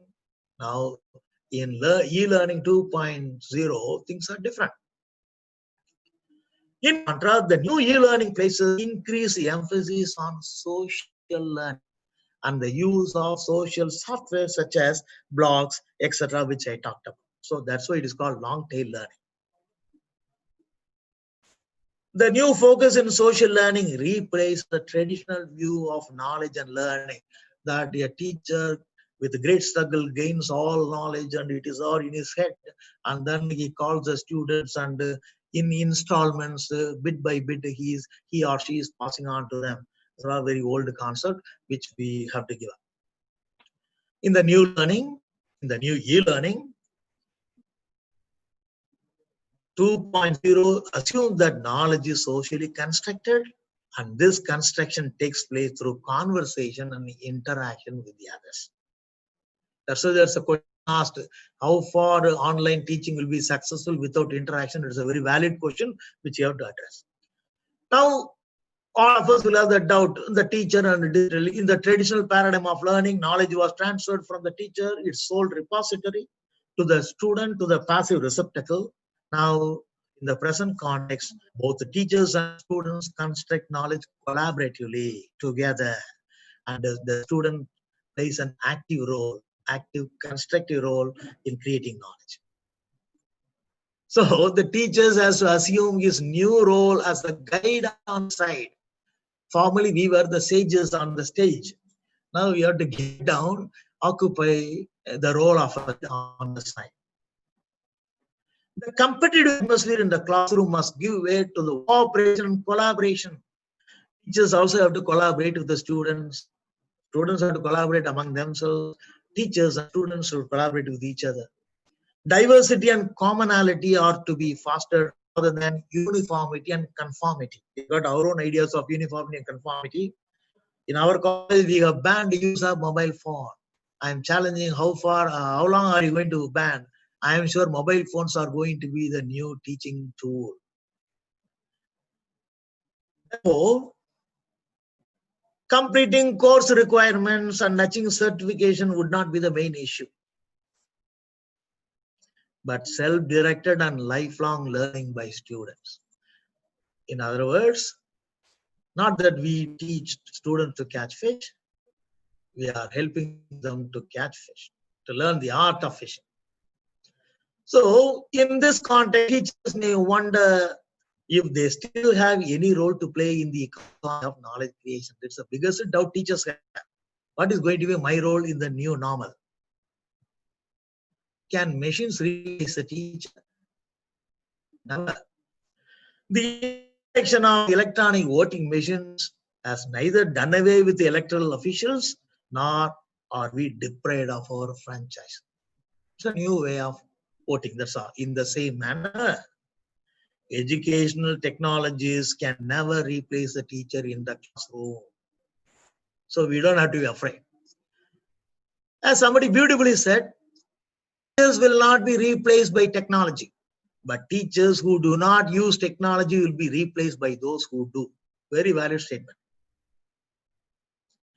If we teach today's students as we taught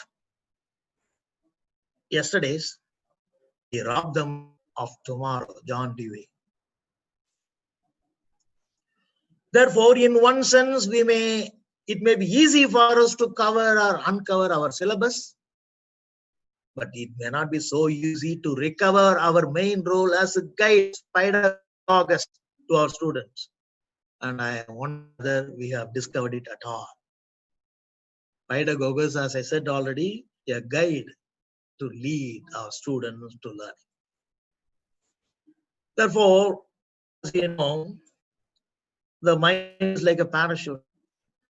It works only when it's open. If it doesn't open, highly risky.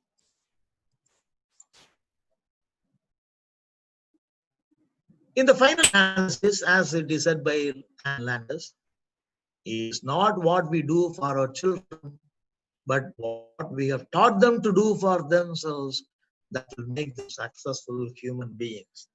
Therefore, our role as teachers has not become extinct, but distinct.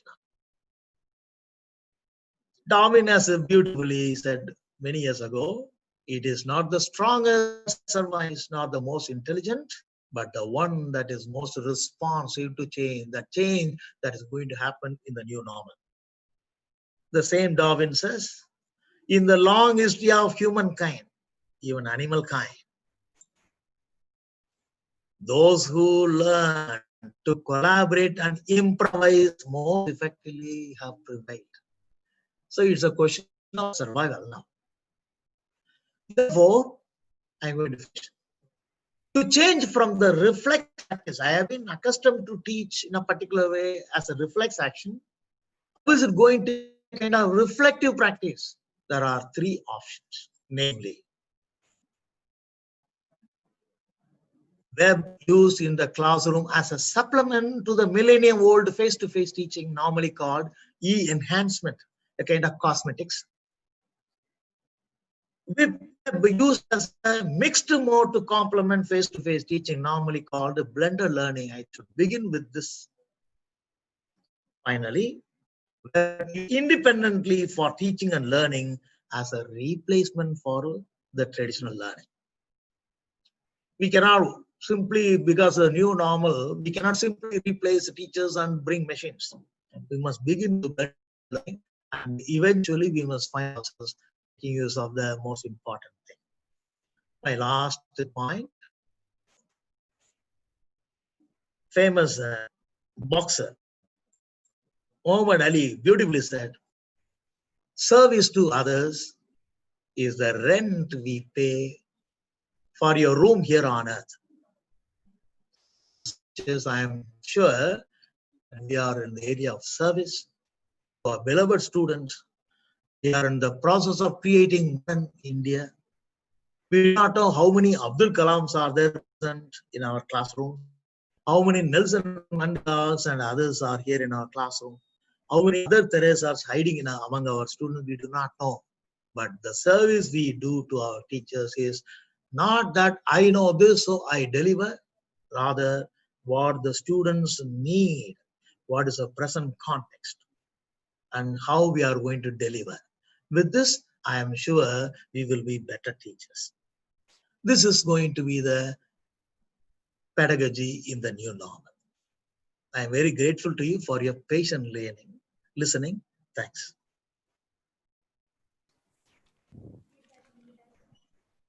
Very rightly said, Father. Educational technologies cannot replace the teacher in the classroom. Thank you so much, Father Rex, for highlighting the major challenges and opportunities in the COVID-19 pandemic period. That was really a very informative PPT presented by you, Father Rex. And a huge congratulations to you, Father Rex. I learned from my principal that you have been appointed as the next principal of St. Xavier's College, Jaipur.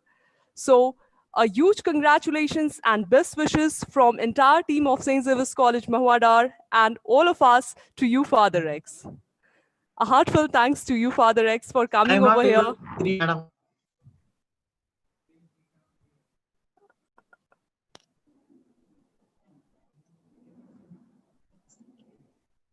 Father, are you able to hear me?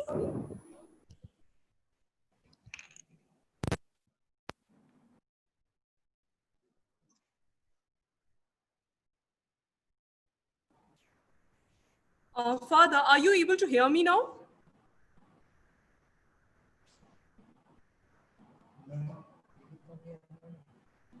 Okay, Father, let me change the system. Just a second. Father, others are able to hear. It seems as if you are not able to hear. We can hear. Dr. Father, Sonam. can you please check your volume? Can you please increase your volume output?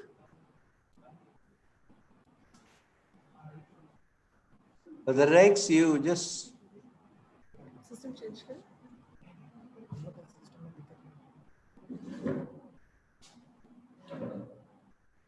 Father is not able to hear. Acha, I'm typing. Wait. No. The father is not able to hear. Father, are you able to hear?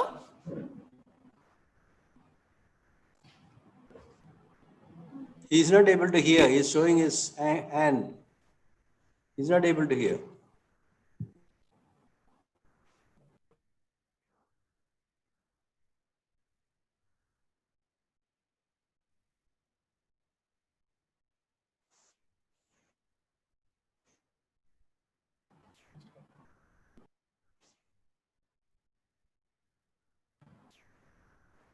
Father, we are texting you. We are texting you.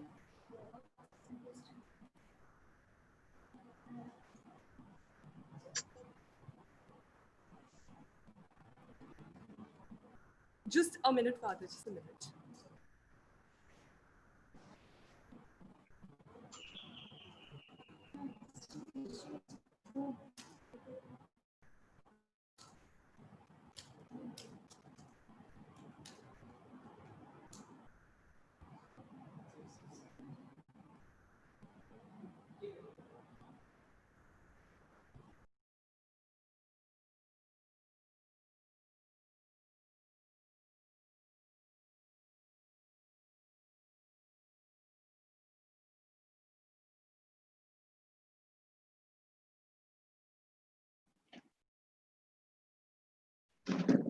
Father, can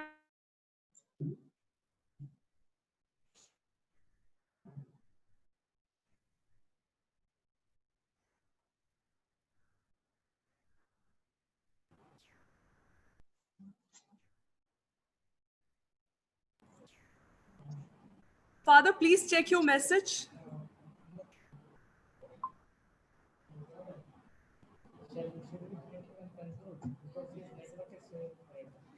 Thank him and conclude.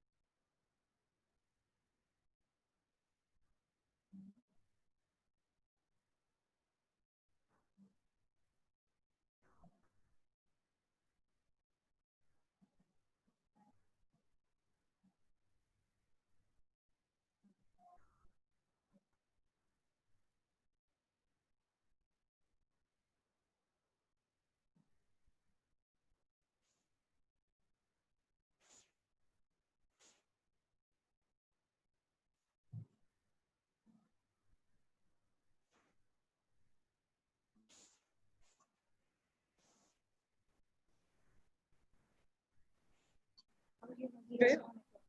Okay. Okay. Okay, then you continue. Father, are you able to hear?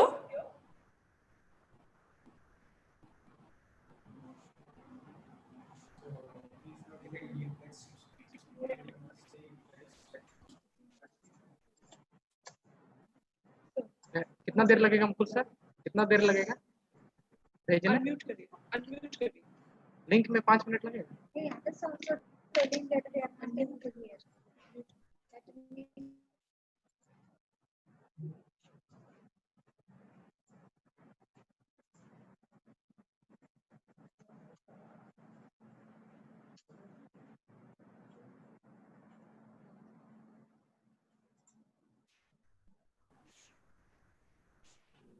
Father, are you able to hear now?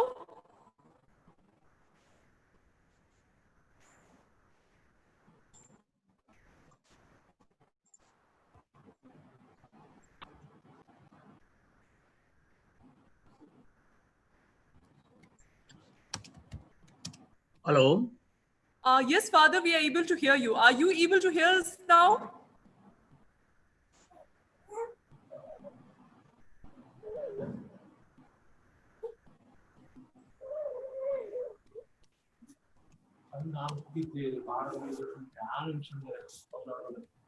उसको बाजू assistant और सब मतलब जब संग book काम करे को डर Father, are you able Are you able to hear us? me? Mr. Please type, madam. Yes, we can hear you.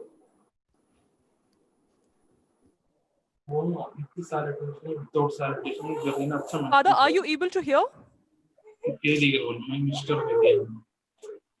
Father Rex?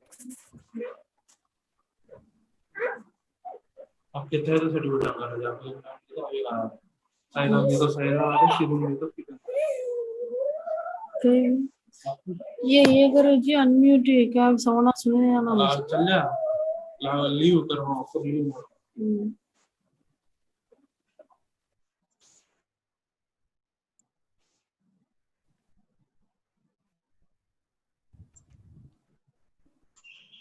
I feel sorry. I guess Father Rex అది has. ఎవరయ్యా నేను మాట్లాడుతున్నప్పుడు అక్కడ మాట్లాడుతున్నారేంటి common sense లేదు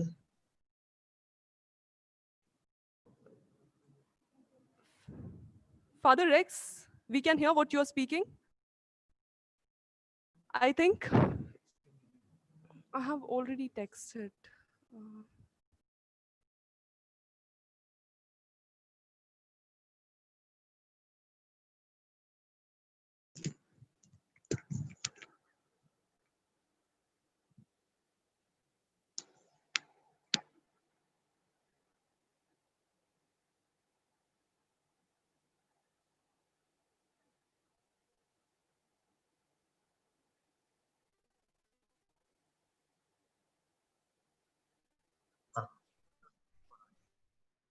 ఎవరు hello Hello? I guess we have lost control. We have lost network control with Father Rex, and he's not able to hear us. So, coming to the end of our session, we would like to conclude our session, and the feedback link will be sent to all dear participants through YouTube comment box in the Zoom chat box, and it would be sent to you through your mail ID too. Please kindly check on to the feedback link. It has already been sent. Bharati madam ఉన్నారా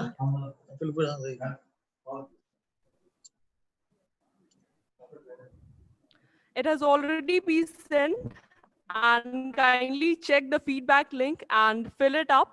You'll be getting your certificates thereafter.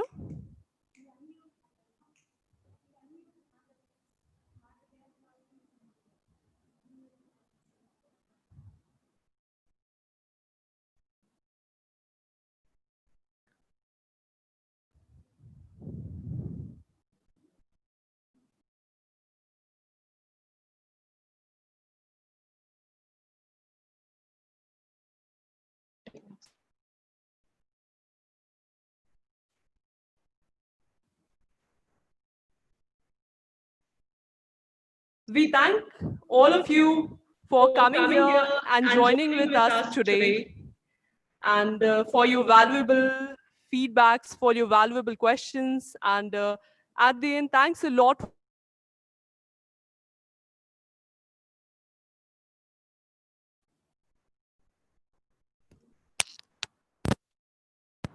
I'd like to thank all our participants and each and every one of you for being here with us, for giving your valuable feedbacks and raising your important questions, which have made this session really interesting.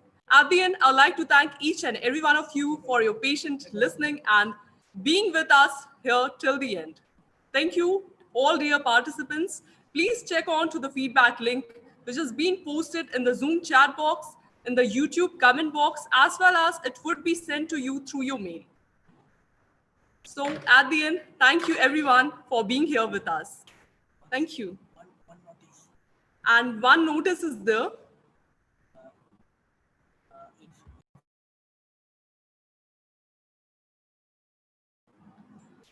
If you're not able to get your feedback link, we will mail it to you again after this session. So you can fill it from there too.